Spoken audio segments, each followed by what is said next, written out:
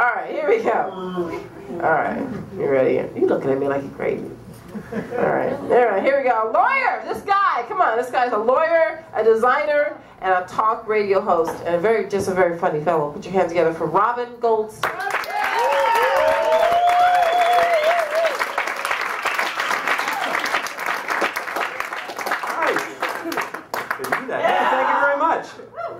So I think between Paul Olson and me, we have like a normal amount of hair. I mean, I think you've got to average it out.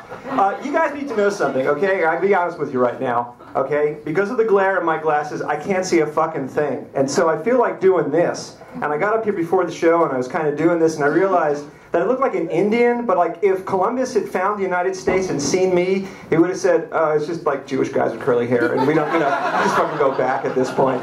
So...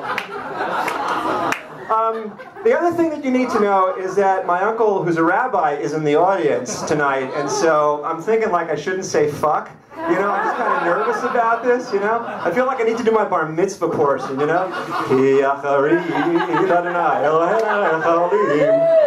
years, I finally got it right.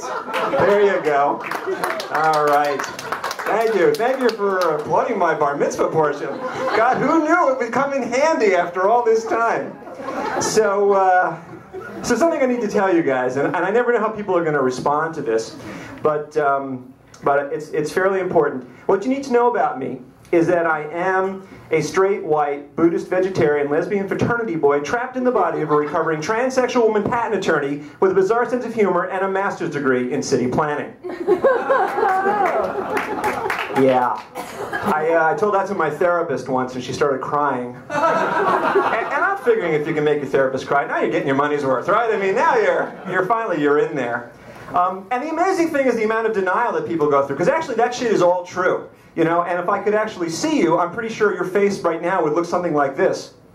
Because that's what I get all the time, and I'm just going to assume. It's like, I feel like fucking Luke Skywalker. It's like, don't have to look at the audience, it's like Jedi humor here, and the jokes are just flying around the room.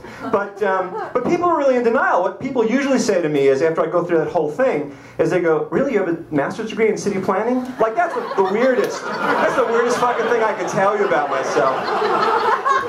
The fact that I was a man, then a woman, then a man, that's no problem, we can deal with that, right, because of San Francisco. And this goes on all the time. I mean, it's not just my friends. I have my friend Misha, who's 20 years old. She invited me to have dinner with her family. Now, Misha's born again, and her family is born again, and we went out to dinner, and I heard from Misha the next day, and she said to me, my folks really liked you, and they said, we think that he'd really be perfect for you. It's too bad he's not a Christian.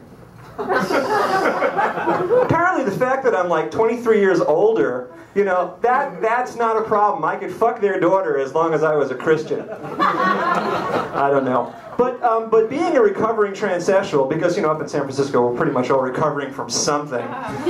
Being a recovering transsexual, the nice thing about the state of California is that they help you deal with all this stuff. There's actually forms to be able to change your driver's license, okay? It's a DMV form, DMV 346. They can't get any of the other shit right, but that they got down. And it's a real form, and it basically, you take it to your doctor, and it says on it something like the following: I hereby certify that this person is so fucking insane that it would be safer for us to let him wear a skirt when he's driving a car. And the doctor goes, yeah, sure, no problem, whatever, okay, fine. Yeah. And I got it right here. This is it, right? Check it out. Is it real? Yeah? Thank you very much. Okay, I'll be here all week.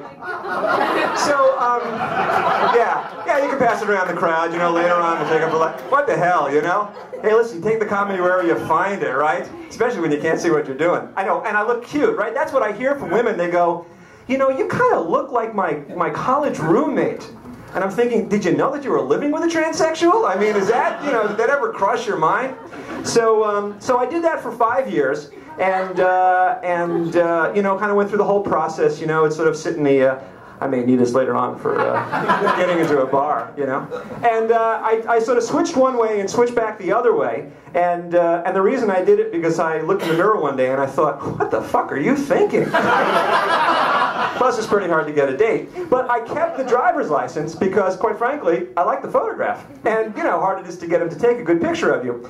And so, initially I was kind of nervous, but now I'm like okay with having this photograph. And we flew down this morning from San Francisco on Southwest Airlines. And if you guys know, you don't have tickets, right? You kind of go up to the gate initially, and what you do is you show them a driver's license.